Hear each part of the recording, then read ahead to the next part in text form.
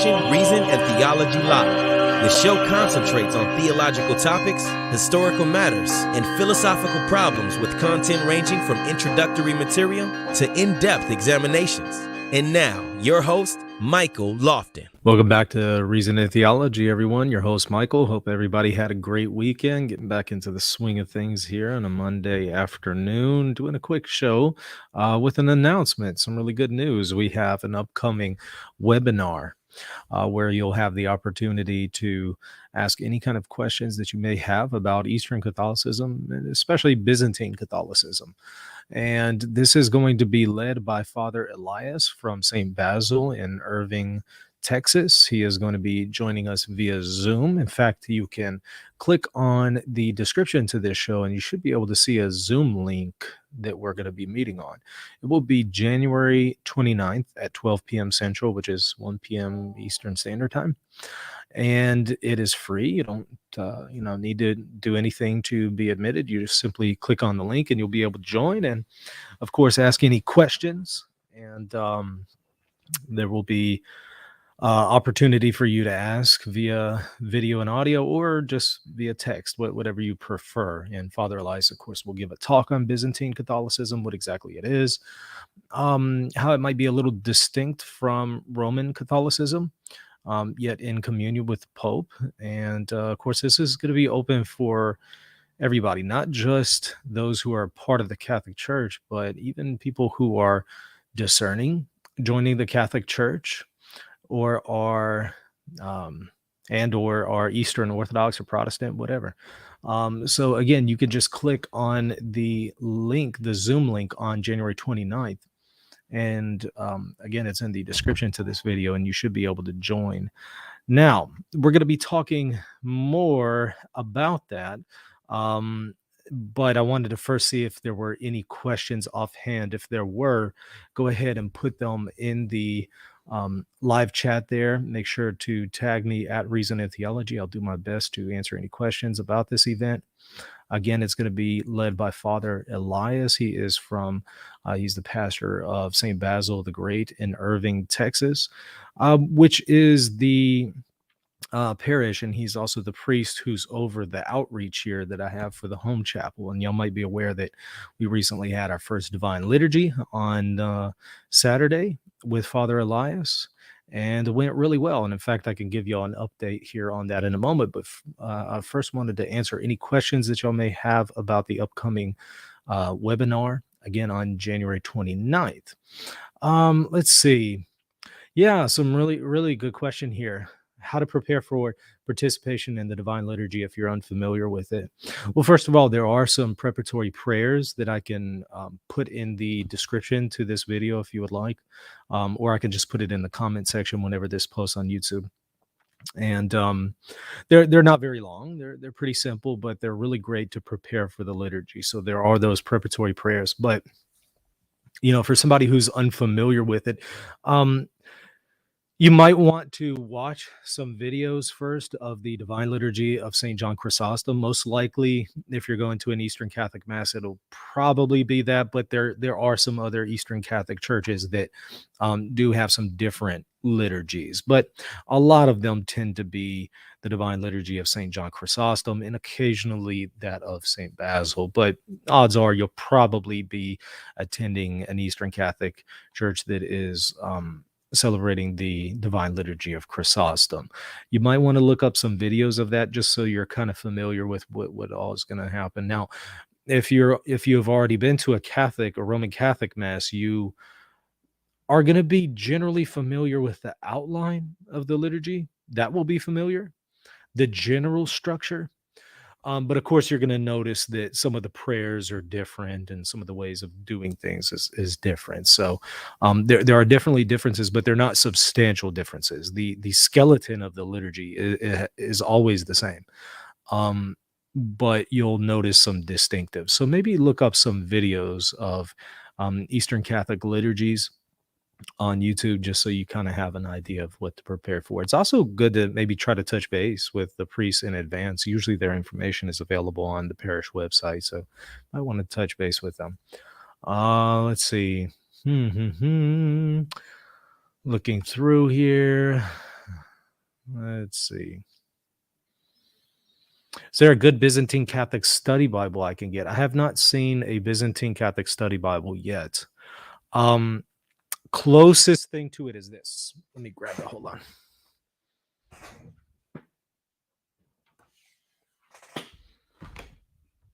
I say closest thing. It's not distinctively Eastern Catholic, so in that sense, it's not close.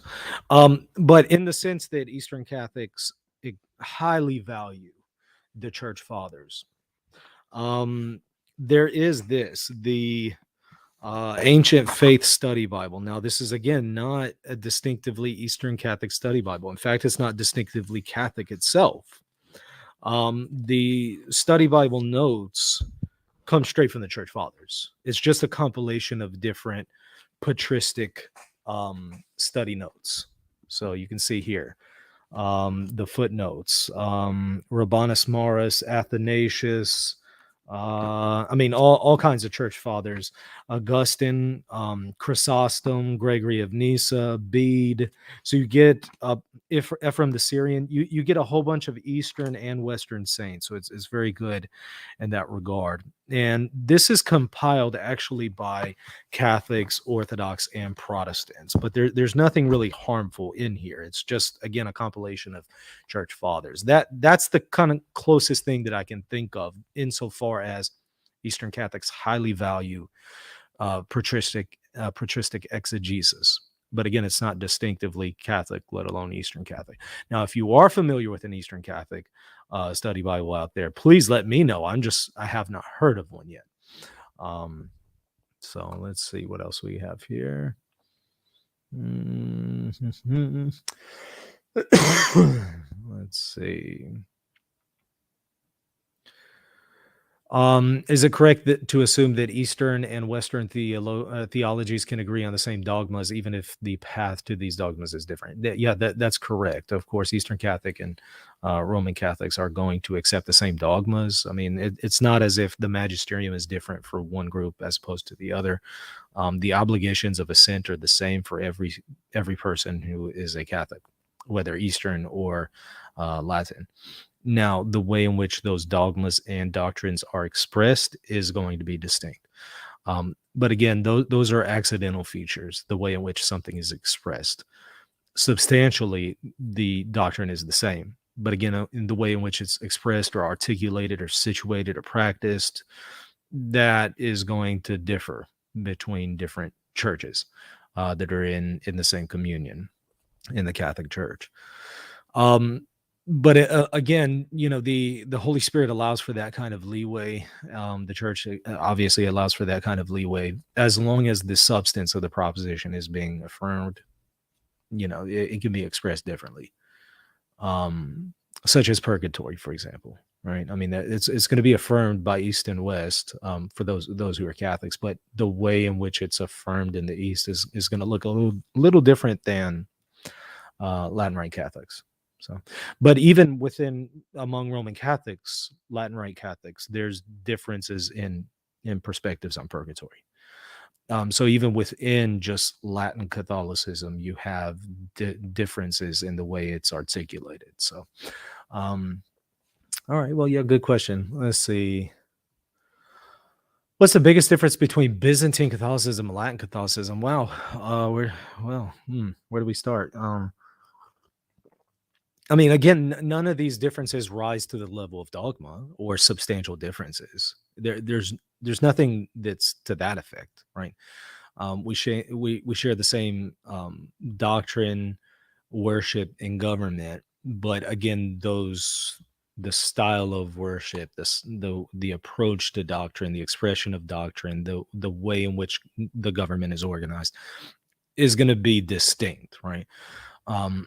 But substantially one. Now, what are some big differences? However, though they may not be substantially different, they may be accidentally distinct, to use Aristotelian terminology. One of the big differences for me is the reception of infants and their participation in the liturgy. Of course, infants are going to be baptized, chrismated, and given the Eucharist. Whereas in the Latin Church, that practice has somewhat been abandoned, and usually infants are, of course, baptized, but they're not immediately chrismated or given Holy Eucharist, generally speaking. So that's a huge difference for me. Trying to think of some major ones. Of course, the liturgy is going to be different as far as in the Latin Church, you're generally going to be using the Roman Missal, although not always, but generally going to be using the Roman Missal. Whereas in the Byzantine Catholic Church, it's for the most part, it's going to be the Divine Liturgy of Chrysostom and occasionally Saint Basil. And I think that you might even find in I don't know. I'd have to confirm it. There might be some rare cases where the liturgy of Saint James might be celebrated. I'd have to check. Of course, you also have the liturgy of the pre-sanctified gifts, but it generally tends to be the liturgy of Chrysostom, which again, it's not substantially different than the Roman Rite, but there is a pretty big difference as far as the accidental features. So that's a huge one for me as well. Let's see. Looking through the chat here. And again, the webinar, Father Elias is going to be leading it, and he is much more experienced than I. So he'll be able to answer your questions way better than I. So whenever that happens on January 29th, it's going to be again at 12 p.m. Central. Come with all of the questions that you have about Byzantine Catholicism. And he's more than happy to answer them. And he's definitely more than qualified and capable, much more than I am. So save a lot of those questions for him, but I'll do my best to answer a few right now. But if you have any questions about the webinar specifically, go ahead and put those in right now as well. And I'll give you all a brief update on the outreach that we have here in Monroe in just a moment too. Like I said, this is going to be just a short show, but I wanted to answer any questions that y'all may have about that webinar. And again, if you're just now joining, there is a link to the Zoom meeting that's going to be on January 29th, where you can ask any questions that you have for Father Elias about Byzantine Catholicism and even more broadly, just Eastern Catholicism. And you just simply will be able to, you just click on the link that's in the show note description, and it should let you in the Zoom meeting, and you'll have the opportunity to ask questions after Father Elias gives a brief presentation on what Byzantine Catholicism is. And you can ask, of course, via video, audio, or just text. I love the Tricarion and Dicarion candles the Byzantine bishops hold. Yeah, it's pretty cool. Father Elias uses the Orthodox Study Bible. Yeah, I have the where is it? It's right over here. It's good on the whole. I mean, obviously there's going to be some distinctives in there that are going to be non-Catholic. Some of it is a little bit polemical against Catholicism, but that's to be expected since it's an Eastern Orthodox Study Bible. On the whole, though, it's good. But of course, it's not distinctively Eastern Catholic as far as a study Bible, and that's what the question was asked earlier. But I use the Orthodox Study Bible. I love it. But again, just kind of use it with a little bit of discernment, just like you would any other study Bible. I actually like the ESV study Bible. It's a Protestant study Bible. There are some aspects to it where it's critical of Catholicism. Take that with a grain of salt, use a little bit of discernment, and take the good from it. And, you can discard the bad. Same with the Orthodox study Bible. Now, of course, even some Orthodox have criticized the Orthodox study Bible and say that it's a little too Protestantized. I get where some of them are coming from. So just kind of recognize that even the Orthodox study Bible is not fully received among Orthodox themselves. So again, just use it with discernment. But I think that you can use it. I think that you can use Orthodox study materials as long as you just have just a little bit of discernment, of course, whenever they get critical or polemical of Catholicism. Like when they talk about original sin in the Orthodox study Bible, there's a perfect example of what I mean by use a little bit of discernment there. Let's see. Let's see. Looking through the chat. I wish Byzantine Catholicism would be more active on social media. Eastern Orthodox have a hegemony on Eastern spirituality right now. That's partly just because Eastern Catholicism is smaller in number. But yeah, I agree. There needs to be a larger Eastern Catholic presence, specifically Byzantine Catholic. I agree. Hopefully, we can help offset that a little bit. Hopefully, I should say not offset, but uh, contribute to that online presence. That's partly what I do. I mean, obviously on the channel, I don't focus just on issues related to Catholicism and Orthodoxy or Eastern Catholicism specifically. I try to address all kinds of issues.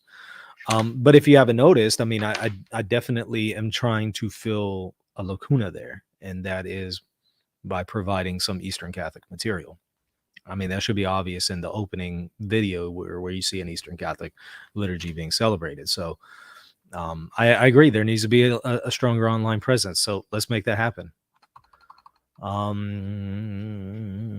Is there a missal similar to that used in the extraordinary form to guide a layman through the divine liturgy? Well, yes and no. I mean, I know what you mean, but I mean, obviously there are going to be handbooks that individuals can use during the liturgy to follow through the service, and there will be some explanatory notes in there, just depending on which one you're using.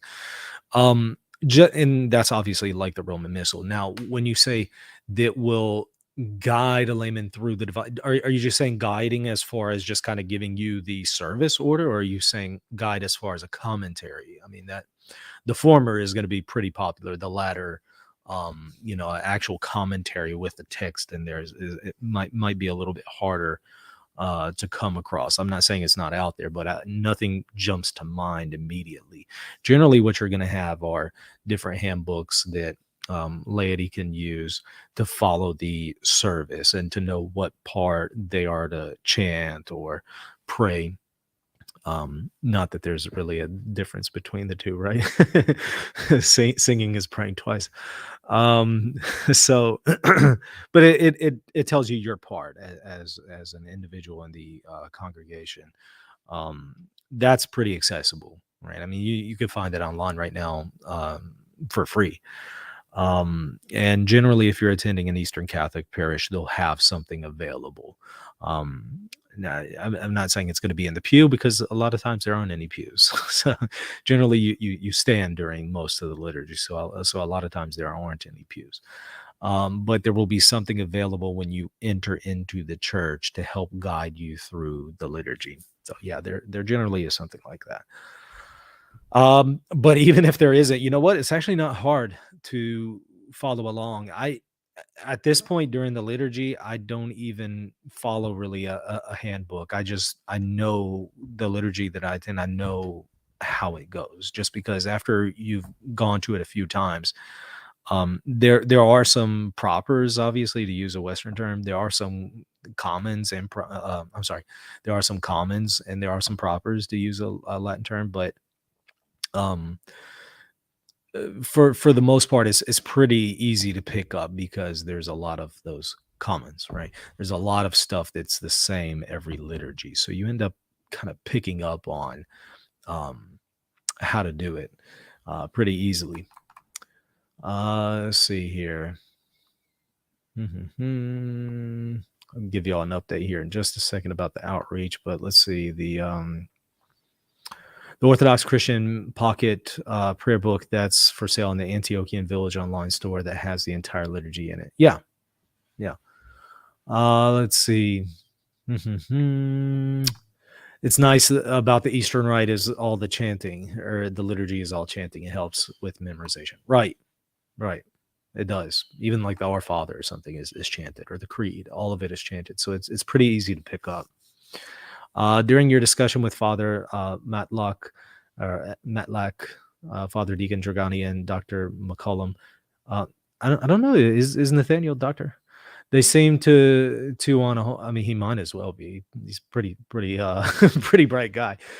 They seem to on a whole take a relatively positive view of Orthodoxy. Do you know and Eastern Catholic exceptions? I mean, what do you mean by positive view of Eastern Orthodoxy? I think that My position differs from their position. But I still take a positive view of Eastern Orthodoxy. So even though my position differs with them, I would still say it's on the whole positive towards Eastern Orthodoxy. Where I differ with them is I do think that now let me maybe contrast my view with Nathaniel's, because I know the other two panelists have some distinct views on this as well. But I think that Nathaniel and I probably have, those are the two positions that were probably the most diverse on the video. I would take the position that an Orthodox who becomes convicted of being in communion with the Pope needs to join the Catholic Church, whereas he took a different position. I respect his position, but I don't think it's a tenable position ecclesiologically. I don't think it also accounts very well for Lumen Gentium 14. I don't see. Lumen Gentium is incredibly clear that if you believe that the Catholic Church was established by Christ, to refuse to enter or remain in it, you cannot be saved. Now, somebody is going to come back and say, but wait, they are in the Catholic Church. I understand that they are in the Catholic Church in the sense of they have local valid churches, but what we mean by in the Catholic Church is fully in the Catholic Church. That was the context of what Lumen Gentium is saying. So you can't use that qualification and say, but they're partially in the Catholic Church because they have local valid churches. Right. But what the council is talking about when it's saying joining the Catholic Church, it's actually talking about formal membership. That's not to say that if you failed to get formal membership but desired it, you're somehow damned. You were wanting it, you desired it, and sometimes that desire can even be implicit, right? But if you come to that knowledge and you refuse to enter it, and here when it says enter, it's talking about a formal membership. It says that you can't be saved. So I don't think that position is tenable, even if you say, but they already are in the Catholic Church, in the sense that they're local valid churches, and those are, not branch theory part of the Catholic Church, but they are local instances of that one Catholic Church. That's not adequate, because that's not the context of what Lumen Gentium is saying. And the context just bears that out if you read paragraphs 14 through 16. So I don't think that position is tenable. I think that if an individual Orthodox, if it's on their conscience to join the Catholic Church, they need to follow their conscience. So I would have some differences with them on that, though I still take a positive view of Orthodox. I think that the vast majority of Orthodox are probably not culpable for any kind of schism or heresy, though we might say that objectively they are in schism, and objectively there might be some material heresy there. Are they culpable for it? Probably not. Not in the majority of cases. So in that case, could they be saved? Yes, because if they had known that they should have joined the Catholic Church, they would have. And so that desire to be united perfectly to the church is there. So I think that you could take a positive view of Orthodoxy and still not take the view of some of the other panelists in that discussion. But I still think that we can have that discussion as Catholics about Eastern Orthodox, and that no position is anathematized or something. I don't think that for example, Nathaniel's position is anathematized. I don't think that he's a heretic for saying any of that. I think that we can recognize each other as brothers in Christ and charitably discuss that issue, and so I would think that Nathaniel and anybody who take his position are a Catholic in good standing. Right. I think they're a Catholic in good standing. I just don't think that his position is tenable or the most proper way to understand what the magisterium has said on this matter. So I hope that helps clarify. Let's see. So let me give you all an update here on the community. Let's see. Let me share my screen. That might help. So again, this Saturday, Father Elias came out drove 4 hours. So thank you to Father Elias for doing that. He's a man of great sacrifice. Um, in addition to juggling many things, and of course having his parish there at St. Basil, he has, to my knowledge, at least 3 other missions and outreaches that he's dealing with. So um, he is a busy man, but he loves Christ, loves his church, and is really, investing his time into the church. So I'm grateful that, as busy as he is, he would come out here and celebrate the liturgy. So I'm incredibly grateful for that. So he came out and we celebrated the Divine Liturgy of Chrysostom. In fact, let me maybe scroll down a little bit. You should be able to see some. Hold on, let me zoom in on my screen here so I can see a little bit better. Okay. Okay. Yeah, there we go. Get some pictures. So he came out and celebrated the Divine Liturgy of Chrysostom. We were able to receive communion. We had 3 chrismations, so 3 were received into the church, and then also we had a blessing of the waters, and we also had a blessing of the chapel. So all kinds of things in one day there. There's some pictures here. You can kind of see the setup, and then I have some videos of the liturgy itself. Oh wow, that, yeah. See, you know what? I need to retake that picture. That icon being crooked right there is gonna drive me crazy. I gotta fix that. That immediately jumped out at me.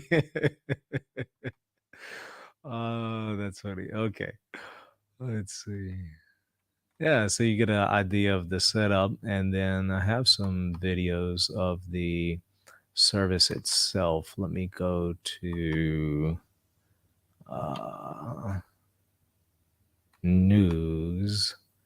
Here we go. There's Father Elias. Yeah, incensing the well, it wasn't holy water yet, but I guess you can call it the tetrapod at the moment. Um, so yeah, that's a picture of the liturgy. We're kind of set up on the parameters, so seating on the sides there, and there's seating over here, which you can't really see in the picture. That was before the service, by the way, if you're wondering why we're sitting. So, and then there's a few videos. There's a clip of the Holy Anaphora. There's some pictures here too. Let me maybe click on those and get to them. There we go. Well, why is it not letting me open them up?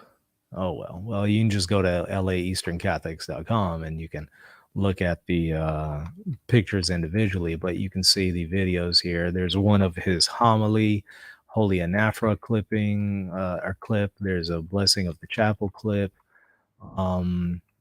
Yeah, so it was really, really good time. And let me stop sharing my screen here.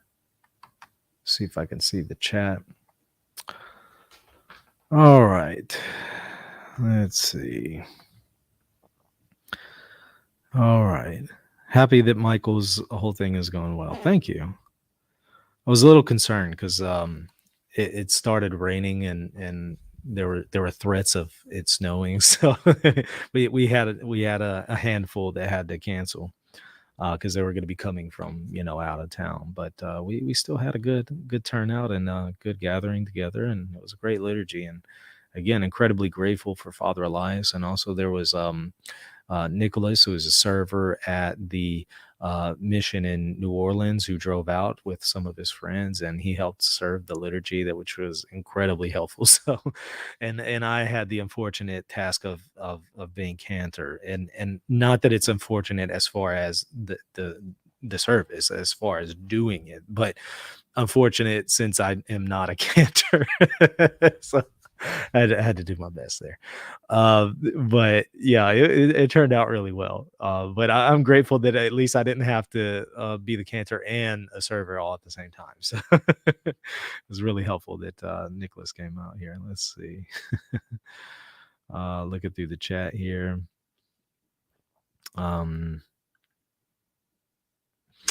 I heard that if a Roman Catholic were to marry an Eastern Catholic, I would have to jump through canonical hoops because some Eastern Catholic churches are not sui or are sui juris. I don't know what you mean. You would have to jump through hoops. I mean, if you are Latin and your spouse is Eastern Catholic, you both have the option of joining the other rite of the other.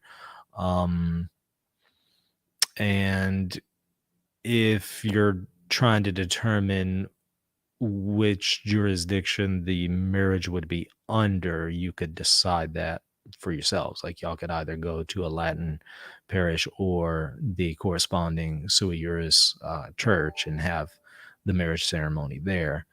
But so I don't know what you mean jump through a lot of hoops.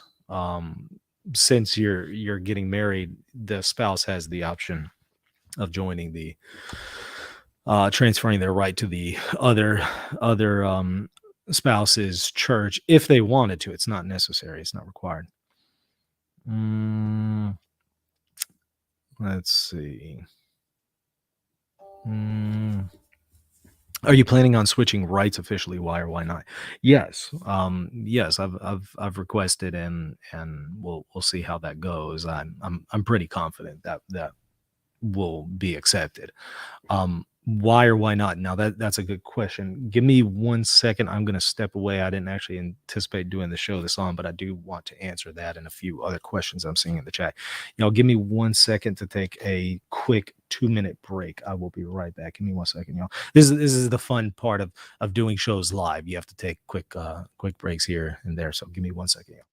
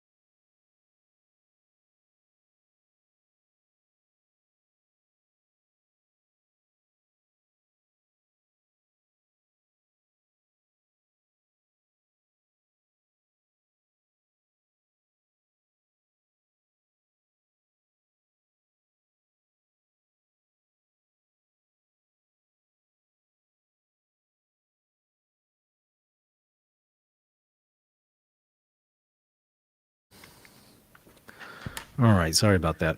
So the question is asked, why am I switching rights officially? It's not absolutely required, right? I mean, for me, it's a matter of it would be fitting that Byzantine Catholic. It would be fitting. It's not absolutely necessary as far as my eternal salvation.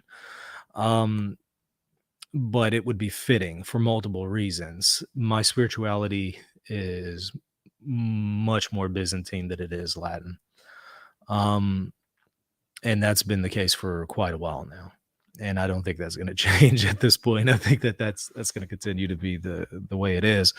My daily prayers, my spirituality, my preferences liturgically, all of that is incredibly Byzantine. So it's fitting for that regard. It's also fitting because my wife is Eastern Catholic. My kids are Eastern Catholic because they were chrismated Orthodox. So when I came back into communion with Rome, my understanding is that they are in the corresponding or equivalent sui juris church in the Catholic Church. So they wouldn't be Latin. They would be Eastern. So it's kind of odd that that I would be the only one who's Latin in the family. So it's much more fitting that I would belong to the same church as the rest of my family. And again, it's much more fitting that I would belong to the church that I resonate with liturgically and spiritually. Again, not knocking the Latin Church at all, not knocking it. I'm just saying that I'm much more disposed to Eastern spirituality. That's really been the case for a very long time. And in fact, prior to me becoming Catholic, I actually wanted to become Eastern Catholic, but I just didn't have that opportunity. So I had to go through the Latin Rite. But for over, over 10 years now, I've wanted to go the Eastern Catholic route. I just didn't have the opportunity.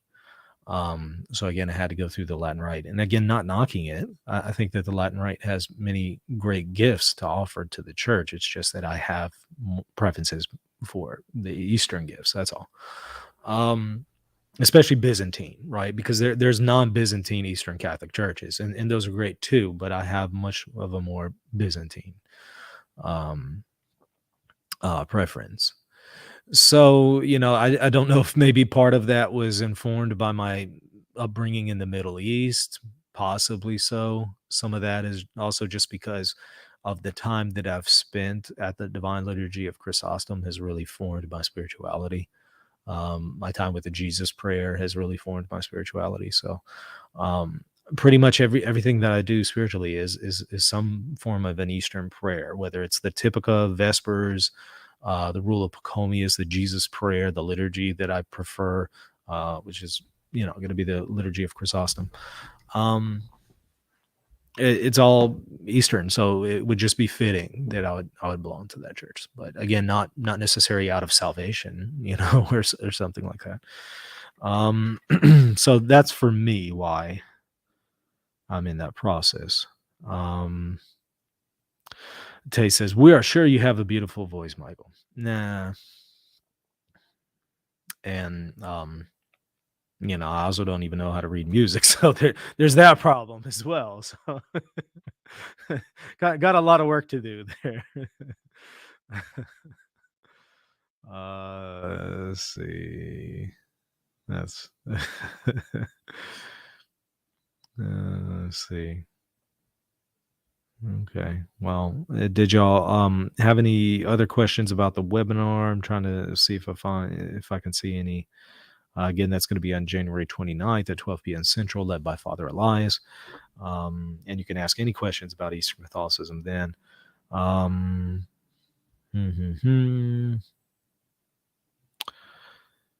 Let's see. Is it not suggestive of indifferentism, or at least misleading, to say you love the Orthodox Church while it's openly promoting heresy and schism?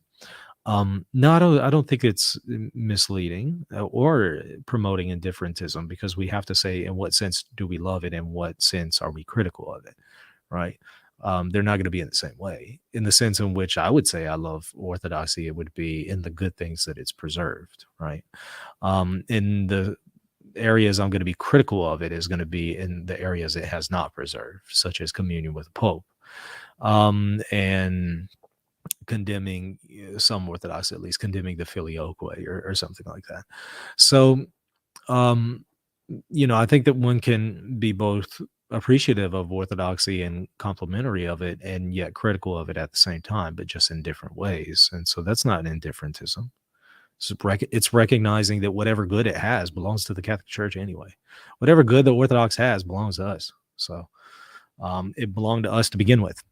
The problem is when they broke off, they took it with them. Let's see. Michael is looking pretty bad lately. Is he fasting hardcore? I don't know what bad. I guess is bad. I don't. Pretty bad. Does that mean I look tired or something?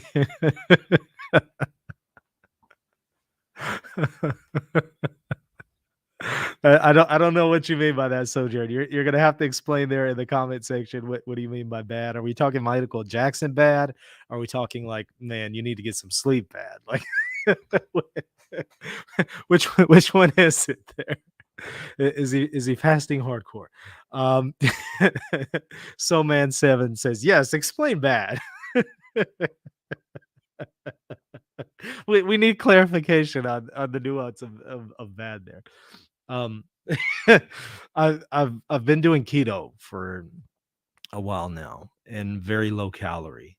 So yeah, I generally eat once a day, and very low calorie, maybe less than 1,200 calories a day, and keto. So it's going to be no carbs, no sugar. I might have less than 20 carbs a day, 20 grams of carbs. So incredibly low carb and sugar diet. And yeah, that kind of takes it out of me. So it's not necessarily fasting, for spiritual purposes. It's just getting me where I need to be, as far as health wise. And I don't know, I've lost about let's see, uh 34 pounds, is it? 34 pounds in about 2.5 months. Yeah. Kyle says anything but keto, right? Yeah, it's you at first think, oh man, this is gonna be great. It's a high fat diet. That's wonderful, right? You think that's great.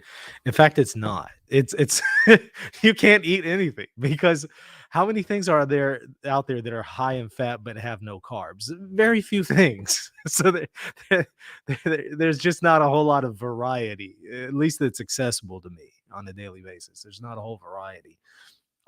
So you think, oh, that sounds wonderful, high fat diet. No, it's not wonderful at all.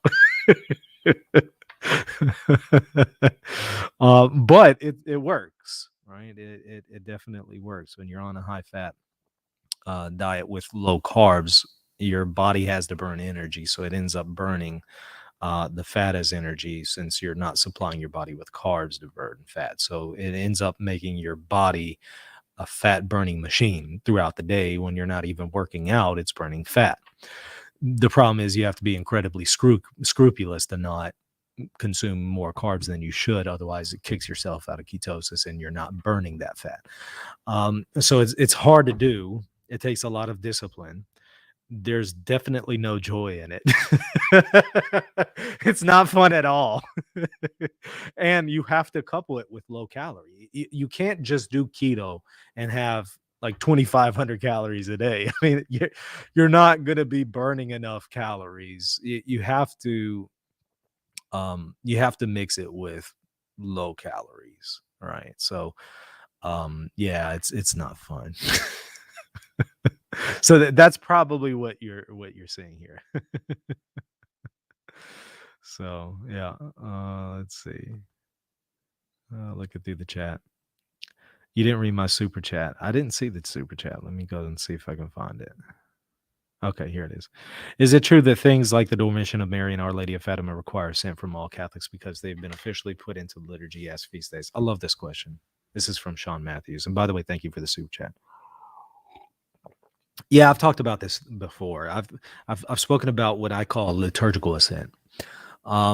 It's something I don't hear a whole lot about, but at least as far as calling it that or specifically talking about it, yet it is part of our faith. I mean, we believe that the liturgy informs our faith, right?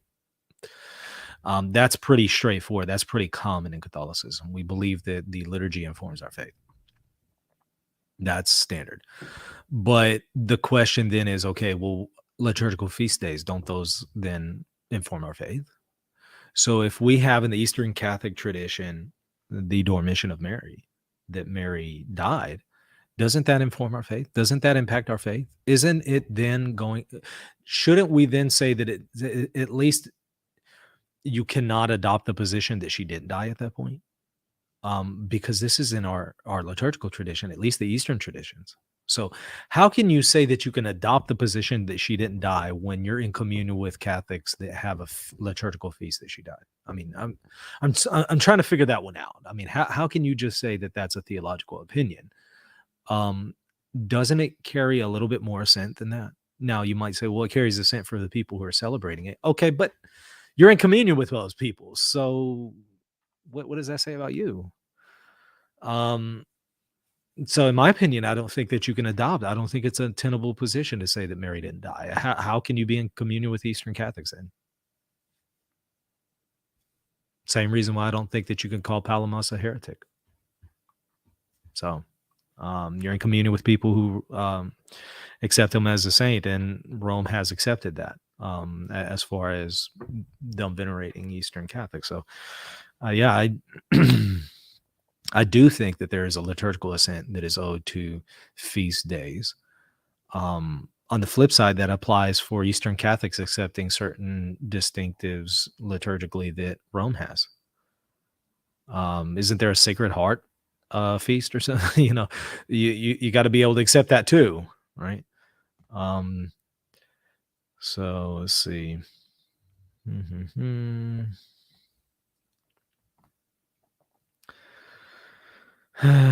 Sean says Michael fell for the keto diet. I didn't know it was something to fall for, but it works. So. But then you might say, well, what's working is the low calorie. Perhaps. I had once about 5 years ago, lost 70 pounds just doing low calorie, but not anything keto. So maybe that's what it is. See, Peaceful says intermittent fasting is key. I lost 18 pounds in 2 months. Excellent. Yeah, that's awesome.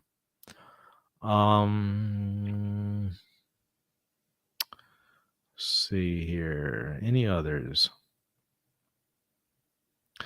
Enslaved by Truth says, I figured Lofton was a breatharian. I don't know what a breatharian is.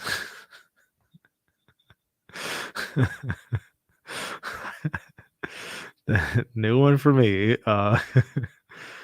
Let's see. Looking through the chat.